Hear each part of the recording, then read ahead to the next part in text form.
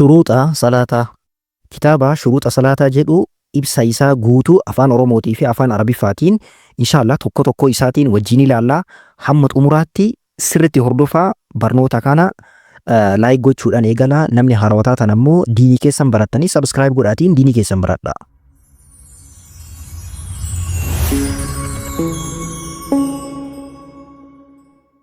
بسم الله الرحمن الرحيم الحمد لله رب العالمين الصلاة والسلام على رسول الله صلى الله عليه وسلم. شروط صلاة. كتاب شروط صلاة جرمي بيكمو كان أصول صلاة بودا قراءة مسانيلا. إن شاء الله كتاب كان سرتك أبدا حفظة.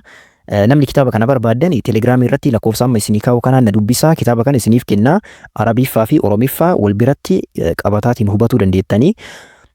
كتابة كان قبيسان إنه عالم قد بكما شيخ المجدد محمد بن عبد الوهاب إساني كتابة إسان قبيساني إن شاء الله هاي قالوا كتابة كان فولا سقلفة بنتني أتشراواني قالوا جتشورا فولا سقلفة فولا سديتفة بنتني قال المؤلف مؤلفين جري يوكان متنسان أبان كتابة كان متنسي جري أو طريقة جري منجلفان شيخ الإسلام شيخ الإسلام المجدد هاروم ساديني كتئي الإمام إمامني محمد بن عبد الوهاب رحمه الله. محمد بن عبد الوهاب أكن جران مال جران بسم الله الرحمن الرحيم. بسم الله الرحمن الرحيم جتون مكا الله تين بركة بربادا إيغالا كاركارس بربادا إيغالا رحماني في رحيم كجرامون ربي الرب بركة برباداتين إيقلا. مالف بسم الله الرحمن الرحيم جراني إيقلا جنان علماءين سبب على ديساني تقفى قرآن التلاتو دافي قرآن التلاتوف قرآني سوران إبا تقف قد سديئي قوتو كيسا سورة تقف جمالي سوران إبا قد سديئي مال جري إيقلا بسم الله الرحمن الرحيم جري إيقلا. لما فارمو نبي التلاتو دافي صلى الله عليه وسلم نبيين كان صلى الله عليه وسلم إرقاء إساني قام موتو تغرغرا يرو إرقان مال جراني إيقلاني بسم الله الرحمن الرحيم من محمد بن عبد الله جرائي قالني بسم الله الرحمن الرحيم جراني محمد بن عبد الله برا قام إبلو جرائي إرقاني أكاسي سنيفي بسم الله الرحمن الرحيم جراني قالني شروط الصلاة 9.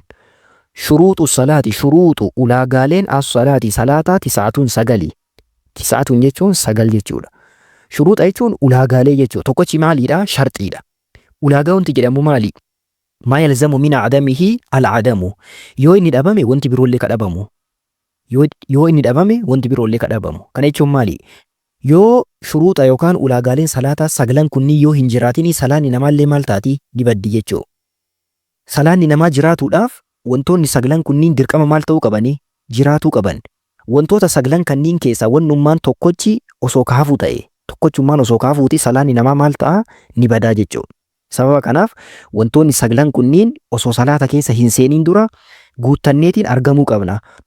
Ingiliffaan criteria ka jedhamu sani ulaagaawwan jedhamu criteria waan jedhamu sani yoo hin jirre wanti biroollee kadhabamuudha jechuudha.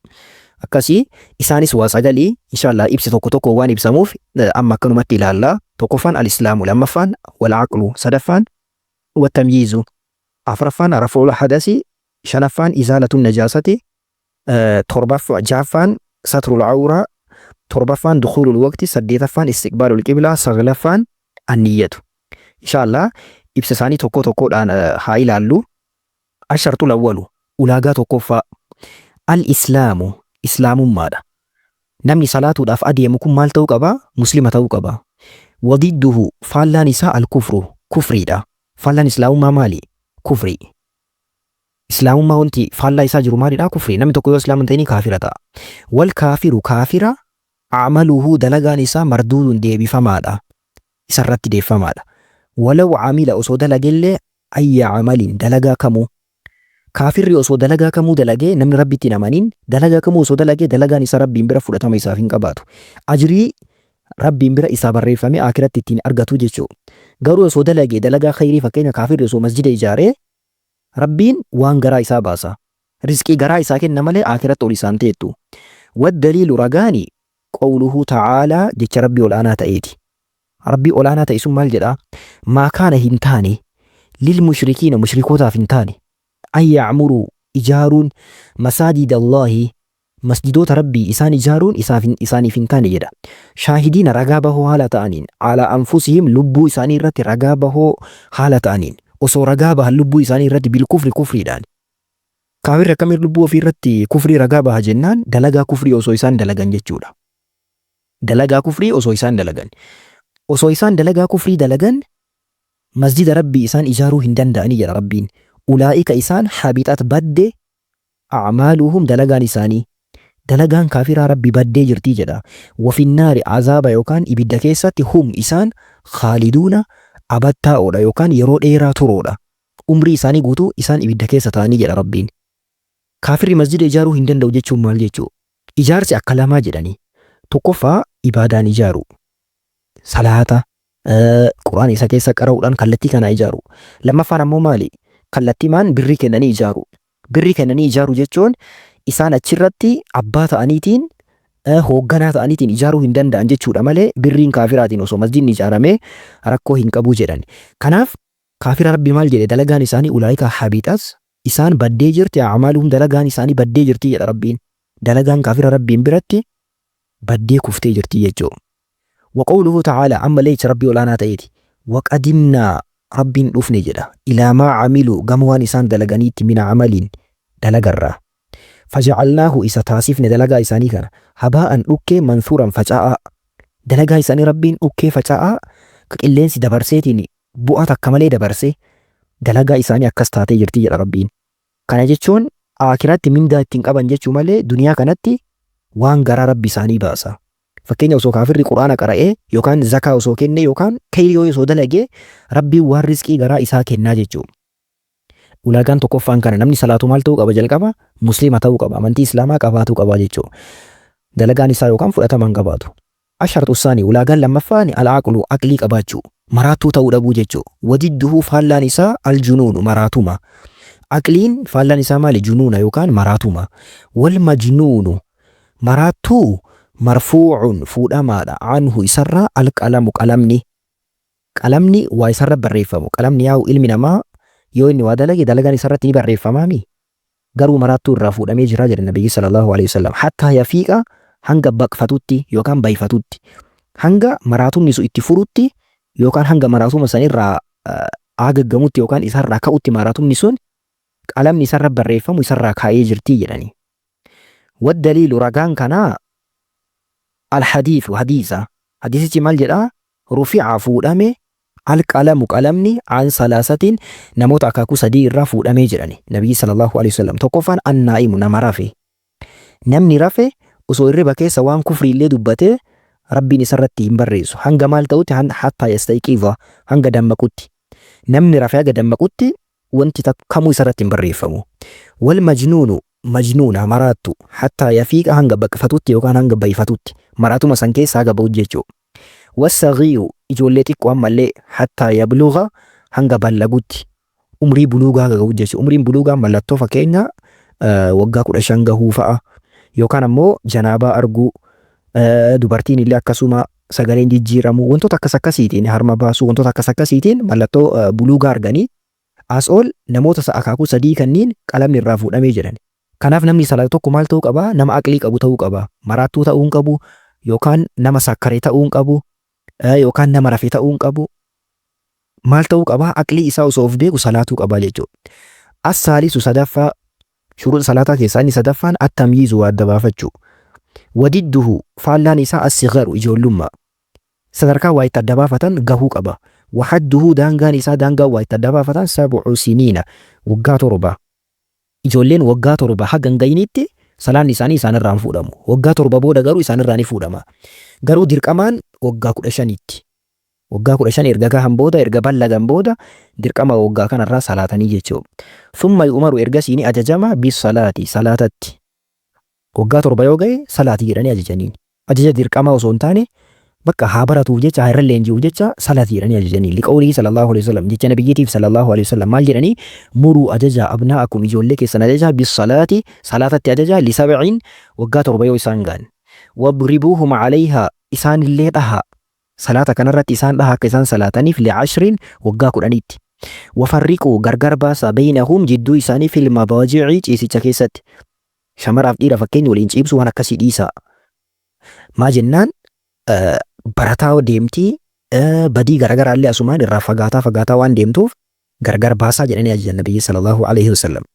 Sababa kanaaf ijoollee waggaa 7tti salaatatti ajajna. Waggaa 10tti dhahaa isaan hin miine isaaniin lolaa mucaa man salaanne fa'a jedhaanii lolaanii akka waan dhoofnuu fa'a sodaachisaa itti ajajna. Waggaa 15tti ammoo dirqamaan akka salaatu goonaa jechuudha. Gaaf san irratti illee barreeffamaa deema yoo inni salaatiin maasiyaadhaan isarra qabama. Ulaagaan sadaffaan isaa kana. Ulaagaa arfaffaa ashartu raabi'u. Ulaagaa arfaffaa raf'ul hadathi hadasa ofirraa fuudhu. Wahuwa alwuduu'ul ma'ruufu inni wudu'a beekamaa ta'edha. Wamuujibuhu wanti isa dirqama namarra taayisu. Wanti wudu'a kana dirqama namarra taayisu maali? Alhadathu hadasa. Hadasa wanti jedhamu akkaataa lamatti qoodama. Jalqaba koonseptii kana sirriitti hubadhaa. Hadasa wanti jedhamu waa lama. Hadasa jechuun maalidha? Waan qaama saalaa lamaanii namarra argamu kan wudu'a namaa balleessu maal jedhama? Hadasa jedhamaa jechuudha. Hadasni lama. Tokkoffaani hadasa guddaa yookaan hadathun akbar. Lammaffaa hadathun asghar. Hadathun akbar jechuun hadasa guddaa jechuudha. Hadasa guddaa jechuun maalidha? Kayoonni namarra argame qaama guutuu dhiqachuun dirqama ta'uudha. Fakkeenyi isaanii maal fa'a?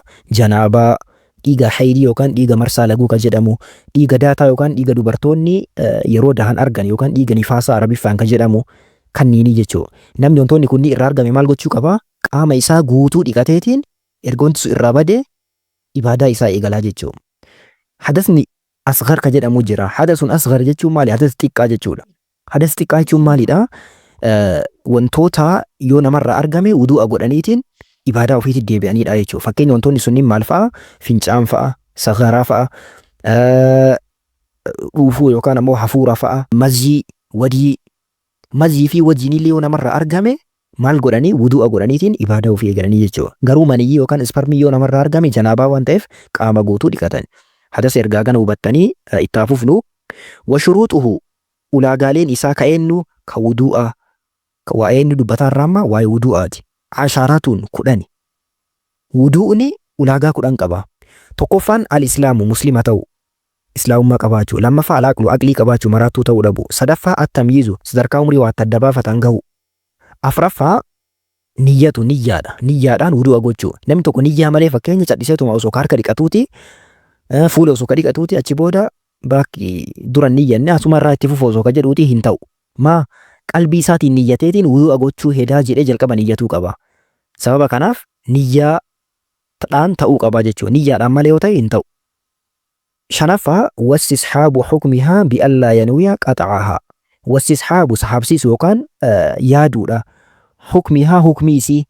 Hukmii wudu'aa kana ofitti sahabsiisu yookaan ofitti qabuudha. Qalbii ofii irratti. Bi'allaa yanwiya niyyatuu dhabuudhaan qaxacahaa isii kutuu. Hatta gatimma xahaaratu hanga guutamtutti xahaaratu xahaaraan. Kana jechuun maali? Wudu'a jalqabaa kaasee hanga xumuraatti jalqabaa kaasee hamma xumuraatti haga xumurutti qalbii isaatiin maal niyyatuu qaba? Ani wudu'a gochaa jiraa ka jedhu qalbii isaatiin yaaduu qaba. Jidduu keessa fakkeenya akkanumaan dhiqataa jira osoo ka jedhee yaaduuti qalbii isaatiin wudu'ni isaanii badaa jedhani. Maa niyyaa isaa addaan kutee jira. Niyyaan isaa jalqabaa haga xumuraa deemuu qaba. Inni shanaffaan kana inni ittaanu wanqixaacu muujibin. Wanti wudu'a kana dirqama namarra taayisu namarraa citu. Wanqixaacu cituudha. Muujibin jechuun dirqama taasisaan. Wanti wudu'a kana dirqama namarra taayisu namarraa citu. Fakkeenya kana maal jechuudha? Fincaani. Osoo fincaa jiru osoo fincaan irraa hin citee hin dhaabatin wudu'a gochuu hin qabu. Maal godhaa? Erga fincaan irraa citee dhaabate booda erga fincaan dhaabate wudu'a eegalaa jechuudha. Osoo dhuufaa jiru hafuurri osoo irraa yaa'aa jiru yoo ka wudu'a godhu ta'e hin ta'u.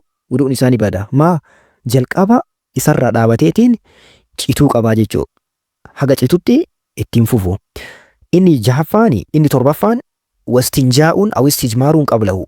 Istinjaa'a gochuudha. Istinjaa'a gochuu jechuun maali? Fincaa erga fincaan booda yookaan erga sagaraa godhan booda istinjaa fi istijmaarri sagaraa fi fincaan qofaa fi kabiraatii fi miti dhuufuu istinjaan godhan istijmaara illee godhan. Istinjaa jechuun bishaan fayyadamaniitiin qulqulleeffachuu. Aw istijmaaruun takki istijmaara dhakaa yookaan sooftii wantoota isa fakkaatan waraqaa kanniiniin qulqulleeffachuudha. Qablahu wudu'a dura. Wudu'a osoo hin godhin dura istinjaa gochuu qaba. Namni fincaa'e bishaaniin yookaan waraqaadhaan qulqulleeffatuun dirqamaa jechuudha. Lamaan keessaa ka barbaadeen qulqulleeffata. Bishaan qulqulleeffachuun dirqamaa miti. Waxuhuriyatu maa'in wa ibaahatuhu. Ittaansee maaliidha? Ulaagaan ittaanu waxuhuriyatu maa'in bishaan qulqulluu ta'uudha. Akkasuma wa ibaahatuhu bishaan isaa ta'u. Bishaan isaa ta'u. Bishaan hate ta'uu dhabu jechuudha. Bishaan qulqulluu ta'uun beekamaadha. Bishaan najisaatii osoo qulqulleeffatuutu wuduun isaa maaliidha? Ni bada. Kanaaf maal ta'uu qaba wudu'a gochuudhaaf bishaan qulqulluudhaan wudu'a gochuu qabaa jechuudha. Wa ibaahatuhu ka jedhu bishaan hin hataminiin qabeenya isaa ka ta'een wudu'a gochuu qaba ka jedhu kana keessatti kilaafatu jira. Yaanni caalaan maaliidha? Osoo bishaan hateellee ka wudu'a godhuuti wuduun isaa sirriidha garuu hannaaf ni gaafatama. Kan akkasitti hubadhaa. Ittaansee wa izaalatu deemsisuudha maa yamnacu waan dhoorku wusuulahu bishaan kana gahuu ilal basharati gama qaamaa. Bishaan kana gama qaamaatti wanta gahuu dhoorku ofirraa fuudhuu qaba. Fakkeenya qalamii. Qalamii osoo fakkeenya harka isaatti dibamee qalamiin sun maal ta'a? Akka ittiin geenne godha. Fakkeenya warroonni qeensa irratti qalamii dibattan of eeggannoo godha. Maa jennaan qeensa sanitti akka hin geenne godha jechuu bishaan. Qaama irrallee osoo qalamiin jiraate yookaan dhoqqee wayii osoo jiraate as ol nooraa wayii osoo jiraate jeessoo wayii akka bishaan sun qaamatti hin geenne wanti dhoorku yoo jiraate wuduun sun hin ta'u jechuu irraa ka'uu qaba. Hinnaa osoo ta'ee fakkeenya wanti qaamatti gadi qaama keessa qaamatti makamee jiru fakkeenya akka hinnaadha rakkoon qabu kuni. Ittaanseen xumuraa maaliidha? Ulaagaan kurnaffaan wadukhulu waqtiin yeroon seenuudha alaaman hadathuhu nama hadathni isaa daa'imun itti fufaa ta'e lifardihi salaata dirqama isaatiif. Kana jechuun maali? Fakkeenya nama fincaan gizee mara irraa bahu. Nama fincaan gizee mara irraa bahu osoo ta'e nama dhuufuun gizee mara irraa bahu osoo ta'e salaata zuhriitiif yeroo inni hoddaatu yeroo kami? Yeroo azaaname booda. Asriifillee yeroo azaaname booda hoddaata. Wudu'a yookaan dhiqannaa salaata zuhriitiin asrii salaatuu hin qabu. Zuhriidhaan zuhrii masalaata asriidhaan asrii masalaataa jechuudha. Ulaagaan kurnan kanneen ka wudu'a. Ittaansee ammallee wannuma wudu'aa keessarraa wa'ammaa furuuduhu. Furuudni isaa furuuda jechuun arkaana jechuudha. Arkaanni isaa fasittatun jaha jechuun dhiqannaa keessa waan eeggamuu qabudha kun. Tokkoffaa gaslul wajii fuula dhiqachuu. Waminhu fuulumarraahi almadmadatu bishaan afaan keessa wanna jechuu fi wal istinshaaq ol fudhachuun. Ol fudhataniitiin bishaan afaan keessa lulluqatanii akkasuma bishaan ol fudhatuun illee fuulumarraa lakkaa'ama. Gochuu qabaa jechuudha. Waxaddu daangaan fuulaa eessa? Xuulan dheerinaan fuulli dheerinaan yoo laalle min manaabiti sha'arin ra'si. Min manaabiti iddoo margiinsa sha'arin ra'si. Rifeensa sha'ari rifeensa arra'si mataa. Ila zaqani hanga lafee areedaati. Iddoo rifeensi mataa itti biqilurraa eegalee hanga lafee areedaa jidduu kana ka jiru fuula jedhama gubbaa gadiitti. Wa'ardan dalgaan ammoo dalgaan yoo ilaalle ilaa furuucil udhunayni. Hanga eessaati? Hanga coomtuu gurraa lamaanii kanniiniiti. Coomtuu gurraa achii kaasee hanga achiitti ka jirtu jidduu kana wanti jiru fuula jedhama. Gurri fuularraan lakkaa'amu. Gurri addatti paartii biraati. Kanaaf qaamota kanneen dhiqachuudha jechuudha. Waghaslul yadayni harka lamaan dhiqachuudha. Ilal mirfaqayni maal mirfaqayni ciqilee wajjiini. Harka isaa fiinxee caafii kanarraa eegalee jechuudha. Qubbiin isaa jalqabarraa eegalee namni hedduun hin dogongora iddoo kanatti sirriitti eeggadha. Harki yeroo dhiqatamu yeroo kana harka isaa caafii irraa eegalee hanga ciqileellee ol seensisutti dhiqatuu qaba jechuudha. Ciqilee lachuu. Wamasxu haquudha jamii irraasi. Guutuu arraasi rifeensa guutuu isaa haquudha. Waminhu isumarraahi al-uzunaani gurri lamaan. Gurrallee maal godhaanii haqaa jechuudha. Akkaataan itti haqu ammoo akkamii jalqaba bishaan ni fudhata achi booda jalqaba mataa isaa gara fuulduraa kana harkarra gadi kaa'eetiin gara duubaa deemee achi booda gara afoo deebi'ee as deebiseetiin quba guddaa kana dudda yookaan duuba gurraa haqee harka isaa ka arrabsituu yookaan abbuudduu bira jirtu saniin ammoo gurra keessa seensisaa jechuudha. Akkana qulqulleeffata.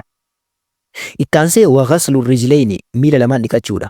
Ilal ka'abayni maal ka'abayni kiyyoo wajjiini. Kiyyoo lafeessa wajjiin dhiqatuu qabna jechuudha. Achi isallee seensifnee. Wat tartiibu tartiiba. Wudu'a kana yeroo godhan tartiibaan gochuu. Wal muwaalaatu walitti aansu. Addaan kutuu dhabu.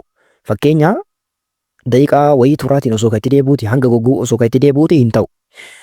Tartiiba keessatti ammoo bitaa fi mirga wal jala dabarsuu ni danda'a. Garuu qaamota kanneen wal jala dabarsuun hin ta'u. Akkaatama tartiiba isaaniitiin dhiqatuu qabaa jechuudha. Waddaliilu ragaan kanaa qawluhu ta'ala jecha rabbii olaanaa ta'eeti. Rabbiin maal jedha yaa ayyuhalladiina aamanu yaa warra amantani idhaa qumtum yoo dhaabatuu barbaaddan ila salaati gama salaataa wudu'a yoo kan qabne taataniitiin kaatanii yoo salaatuu barbaaddan fagsiluu dhiqadhaa wujuhakum fuula keessan wa aydiyakum harka keessanillee ilal mirfaq ilal maraafiq ciqilee wajjin harka keessan ciqilee wajjin dhiqadhaa wamsahu haqaa bir'uusikum rifeensa keessan haqaa wa arjulakum ilal ka'abayn miila keessan kiyyoo wajjin dhiqadhaa jedhee rabbiin subhaanahu wa ta'aala ajaje jechuu suuraa maa'idaa keessatti. Ittaansee wadaliilu tartiibi daliilli tartiibaani wudu'a gochuu kanarratti ragaan maal yoo jedhame alhadiisu hadiisni sun maal jedha ibda'u eegalaa bimaa bada Allahu bihi waan rabbi eegaleen eegalaa rabbi maaliin eegalee fuula dhiqadhaa achi booda maal jedhe harka jedhee achi booda harkaa ciqilee wajjin jedhee achi booda rifeensaa mataa achi booda miila akkana tartiibaan rabbi eegalee jechuudha. Harka shanacha kana ammoo dhiqatuun akkami yoo ka jettan ta'e yeroo hirribaa kaani harka shanachaa kana dhiqatuun dirqama yookaan ammoo sunnaadha. Iddoon eegalamu dirqamaan eessarraa fuularraa yoo harkaan illee ka eegalu ta'e sunnaa waan ta'eef bareedaadha jechuudha. Wadaliilul muwaalaati walitti aansuu irratti ammoo ragaani hadiisa saaxibil lumaati abbaa lumaati. Lumaa jechuun maali? Abbaa miilli isaa gogaa ta'e jechuudha. Abbaa gogiinsa miila isaa irratti argameeti. Ani nabiyyi irraa sallallahu alaihi wasallam annahu inni nabiyyiin lammaa ra'aa wagguma arge nabiyyi yeroo argan rajulan namicha fi qadama isaa yookaan koomee isaa keessa maaltu jira lum'aatan jechuun iddoo goggogaa wayitu jira. Qadra dirhami hamma dirhamaa ka geettu yookaan haga neeraa wayii ka geettu jechuudha xiqqishuudha. Lam yusib halmaa'u ishii ka hin tuqin almaa'u bishaan iddoo bishaan hin tuqin wahii miila isaa keessatti argan nabiyyi sallallahu alaihi wasallam koomee isaa irratti. Fa'amarahu isa ajaje bil'icaadati deebisi jedhanii ajajaniin. Kana jechuun maali? Namni tokko osoo fakkeenya jidduudhaan dhaabee qaamni isaa ka goggoguuti maal gochuu qaba? Haarawa duuba deebi'ee eegala malee iddoo san irraa ittiin fufuu jechuudha. Isa kana wawaajibuhu waajibni wudu'aa dirqamni wudu'aa tasmiyatu bismillah jechuudha maazikri zikrii wajjin bismillah jedhaniitiin eegaluudha jechuudha. Bismillah jedhanii eegaluun sunna jaalatamaadha. Hadiisaan illee nabiyyi sallallahu alaihi wasallam dubbatanii jiran. Wana waaqifuhu wantoonni isa diigan thamaaniyatu waa saddeeti. Al-khaariju waan bahu minas sabiileeni karaa lamaaniin. Fincaanii fi sagaraa bakka wanti karaa lamaaniin bahu wudu'a ni balleessa. Lammaffaan wal khaarijul faahishu. Wal khaariju baha al-faahishu fokkata an najisu najisa ka ta'e minal jasadi qaamarraa. Wanti fokkataa najisa ta'e ka qaama namaa irraa bahullee wudu'a ni balleessa. Gariin dhiiga fa'a jedhanii dhiigni garuu wudu'a hin balleessu. Wazawaalul aqliin namarraa deemu. Wamassul mar'ati dubartii tuquudha bishahwatin fedhiidhaan. Dubartii tuquu yaada jedhu kana keessa gara yaada sadiitu jira. Tokkoffaa ulamaa'in maal jedhanii guutuun ni balleessitii jedhani. Dubartii tuqnaan ni bada jedhani. Lammaffaa ulamaa'in maal jedhanii yoo fedhiidhaan ta'e qofa badaa jedhani. Yaanni ulamaa'ii garii immoo maalidhaa hin baduu ka jedhudha. Jechi caalaan maalidhaa hin baduu isa jedhu kana. Dubartii yoo tuqxe wuduun kee hin badu. Garuu haraama dalagdee jirtaa toobatuu qabdaa jechuudha rabbii keetitti. Kanaaf dubartii yoo tuqxe wuduun kee hin badu garuu haraama. Dubartiin illee dhiiroo tuqxan akkasuma. Ittaansee maalidhaa wamassu tuquudha. Alfarji qaama saalaa tuquudha. Bilyadi harkaan tuquudha. Qubulan kaana qaama saalaa afoo kana ta'e awduburan ka duubaa qaama saalaa tuquu wudu'a balleessa. Wa aklu nyaachuudha lahmil jazuuri foon gaalaa nyaachuu. Foon gaalaa nyaachuun illee dheedhiis ta'ee kan bilchaate kamuu nyaatuun wudu'a balleessa. Fincaan isaa akkasuma aannan isaa wantoonni akkas akkasii sunniin ammoo maraqiin hin balleessu. Wataqsiili dhiquudha almayyiti du'aa. Nama du'aa yoo dhiqan qaama dhiqadhaa jedhan nabiyyi sallallahu alaihi wasallam. Yoo garuu baadhattan ammoo wudu'a godhaa jedhanii hadiisaanii. Hundattuu maalidhaa ulamaa'iin jaalatamaadha sunnaadha jedhanii akkas gochuu qabna. Warri iddatu bahuudha anil islaamumarraa duuba deebi'u. A'aazana Allahu min zaalika rabbi sanirraan waa tiksu aamin aamin yaa rabbi nu tiksi yaa Allah. Ashartul kaamisu amma sharxii salaataatti deebinaa jidduudhaan waa'ee wudu'aatis seenee ashartul kaamisu ulaagaa salaataa saglan keessaa inni shanaffaan izaalatun najaasati najisa deemsisuudha min salaasin waa sadiirraa minal badani qaamarraa wassoobi uffatarraa wal buqaatii iddootti salaatanirraa waddaliilu qawluu ta'aalaa daliilli yookaan ragaan jecha rabbii olaanaa ta'eeti. Rabbiin maal jedhaa wathiyaabaka uffata kee faxahhir qulqulleeffadhu. Hiikkaa hedduu qabaa hiikkaa san keessaa tokko uffata kee qulqulleeffadhu. Dalagaa keellee shirkiirraa qulqulleeffadhu cubbuu irraa fagaadhu jechuudha. Namni tokko osoo najisni iddoo sadan kanneen irra jiru osoo salaata erga xumuree booda osoo beekee salaanni isaa sirriidha. Garuu osoo salaata keessa beekee ammoo maal gochuu qabaa? Iddoo beeke san irraa sirreeffatuu qabaa jechuudha. Yoo waan ofirraa fuudhuu danda'u ta'e uffata ofirraa fuudha. Yoo iddoo irra salaataaru ta'e iddoo irra salaataaru san najisarraa gama iddoo najisan ta'initti siquu qabaa jechuudha. Hamma dabreef salaan isaa hin badu. Asitti wanti beekuu qabdan maalidhaa? Fakkeenya lafti jalli najisa gubbaan ammoo waan najisan ta'e wayii osoo irra afneetiin osoo ka salaannuuti najisni sun yookaan nama hin tuqne ta'e irra salaatuu ni danda'ama iddoo akkasii irratti hubadhaa. Washartuu saadisu ulaagaan jaaffaan satrul awraati awraa sattaru.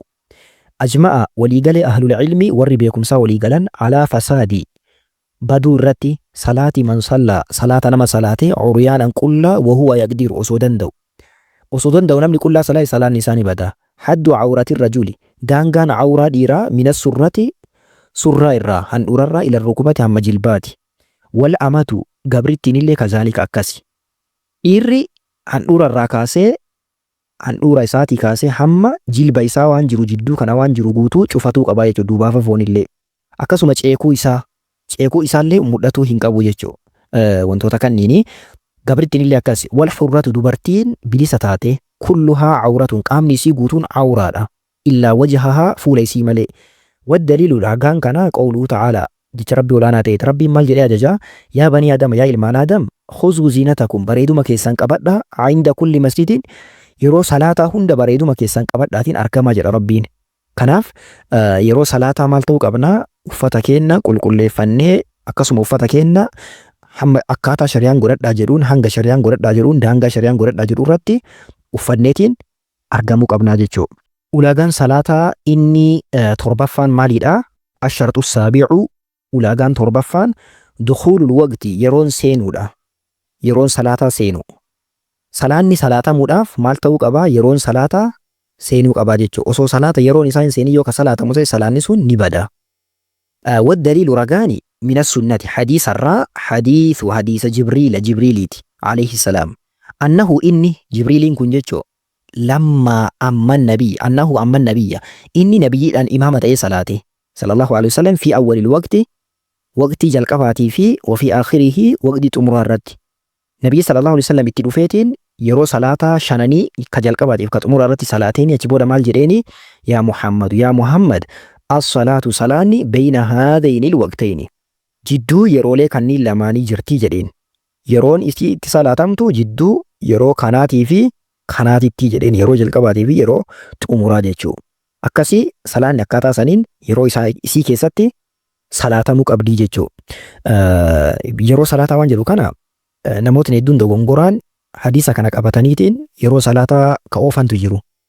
Sirrii miti. Ulamaa'iin hiikaa fawailul lil musalliin jedhu akkaataa itti hiikan keessaa tokko maali? Warra salaata yeroo jalqabaa irraa dabarsuu jedhen. Yeroo jalqabaatitti sababaan sirraa oofuu yoo kasi argamu ta'e yeroo ittaanu salaatta malee osoo yeroo jalqabaatti salaatuu dandeettu salaata yeroo irraa oofuun warroota rabbiin waylutu isaaniif jira jedheen keessa ooluu dandeettaa jechuu of eeggadhu. Waqawluu ta'ala ammallee ragaan jecha rabbii olaanaa ta'eeti. Rabbiin maal jedha? Inna salaata salaanni kaanat taatee jirti alal mu'miniina mu'mintoota irratti kitaaban dirqama mawquutan yeroo itti godhamaa ta'e. Dirqama yeroon isaa itti godhamaa taatee jedha rabbi salaata tanaan. Ey mafruuban fil awqaati. Dirqama godhamtuu fil awqaati yeroo isii keessa jechuudha. Salaanni yeroo isii keessatti dirqama godhamte yeroo isiitiin ala hin ta'u. Yeroo isii afottillee dabarsuun hin ta'u. Dubattillee as hambisuun hin ta'u jechuudha. Wadaliilul awqaati ragaan al awqaati yerooleedha. Qawluhuu jecha Allaahii olaanaa ta'eeti. Rabbiin subhaanahu wa ta'ala maal jedhaa? Aqimis salaata salaata dhaabi jechuun salaata salaati jechuudha. Ulaagaa isaa guutiitiin salaati. Liduluuki shamsi dabiinsa aduu irraa ilaa ghasaqil layli hanga halkaniitti yookaan hanga dukkana halkaniitti hanga golgola halkaniitti salaata kana dhaabiitiin salaati. Yeroo aduun dabdu salaanni jiru salaata kamii? Tokko zuhri, lammaffaa asri. Salaata zuhrii fi asri of keessa qabata kun. Ilaa ghasaqil layli jechuun hanga dukkana halkaniitti jechuun hanga kamiif kamii deema? Maghribaa fi ishaa'ii. Ulamaa'iin akkanatti hiikani. Wa qur'aan al-fajri salaata fajri illee salaati. Inna qur'aan al-fajri salaanni fajriidha kaana ta'ee jira mashhuudan dhufamaa ka maleekonni isa keessa dhufan ta'ee jira jedha Rabbiin subhaanahu wa ta'ala. Salaanni shanan qur'aana keessatti kun haala kanaan dubbatame. Salaanni shanan qur'aana kana keessatti aayaa suuraa Israa'ii kana keessa dubbatamee jira jechuudha. Sirriitti qabadhaa. Namoonni amantii biroo yeroo baay'ee gaafii akkanallee ka gaafatan ni mul'ata. Ashartu thaaminu ulaagaan saddeetaffaan istiqbaalu garagaluudha qiblati qiblatti garagalu. Qiblatti garagaluudhaan waan wal qabatu kana jalqaba wanti beekuu qabnu maalidha? Qiblatti yeroo garagallu nama biyya hin jirre yoo ta'e fakkeenya nama musaafiraa yoo taane qiblaa gaafatuu qabna. Qiblaa gaafanneetiin nama hin beeka jenneetiin yaannu qiblaa gaafatuu qabna. Yoo nama beeku kadhabnee carraa biraa ka qabnu ta'e maal goonaa? Kallattiima tokko niyyanneetiin kallattii tilmaamneetiin bakka ni ta'a jennee kallattii yaannu tokko tilmaamnee itti garagallee salaanni keenya sirriidha jechuudha. Garuu namni tokko osoo qiblaa adda baafatuu danda'u, osoo nama gaafatuu danda'u, osoo fakkeenya appilikeeshinii garaagaraa fayyadamuu danda'u, osoo nama gaafatuu dhiiseetiin osoo akkuma arge kan salaatu salaanni isaa hin ta'u. Waddaliilu ragaan qawluu xaalaa jecha rabbii olaanaa ta'eeti. Qadnara dhugaa garree jirra jedha rabbiin. Taqalluba garagaliinsa wajhiika fuula keetii fi samaa'i gama samiidha. Fuulli kee gara ka'abaa garagaluudhaaf yaadeetiin gara samiitti ol garagaluu kee dhugaa arginee jirraa jedha rabbiin Nabi Muhammadin sallallahu alaihi wasallam. Falan walliyannaka dhugatti wallahi si garagalchina jedha rabbiin. Qiblatan qiblaa tardaaha. Ati si jaalattuutti si garagalchina jedha. Fawallii garagalchi wajhaka fuula kee shaxra almasjidil haraam. Shaxra jihaa yookaan kallattii almasjidil haraam kallattii masjida haraamaatti yookaan masjida ka'abaa kanatti garagalchi jedha rabbiin. Waxaysumaa kuntum idduma kamuu yoo taatan fawalluu garagalcha wujuuhakum fuula keessan shaxrahuu kallattii sanitti. Rabbiin itti nu ajajeetiin ka'abatti garagallee malee ofii kennaa barbaadneetii miti. Namoonni garii maa ka'abatti garagaltan jedhee gaafata. Rabbitu itti nu ajaje sababa saniif achi garagalleetiin salaannaa jechuudha. Ashartu taasi'u sharxiin saglaffaa fi inni xumuraa anniyyatu niyya. Qalbiidhaan yaadu jechuun salaata kana. Yeroo salaata seennu cadhisnee dhufneetiin dhaabatu osoo hin taane maal gochuudhaaf dhufe salaata ka jedhu kana qalbii yaaduu qabna. Wa mahalluha iddoon isaa eessa alqalbu qalbii. Wattalaffuzu bihaa isii dubbatuun bid'aatuun bid'aadha hin ta'u maasita waan haaraa dhufe jechuudha. Namoonni gariin salaata akkanaa salaata rakaa ganaa salaatuu niyya dhina wayitu anu salli arba rakaatii minaamin jedhanii warra himantu jira. Sirrii miti rabbiin beeka. Akka ati zuurii salaata dhufte hin beeka akka ati rakaa afur salaattu hin beeka maa rabbii himta.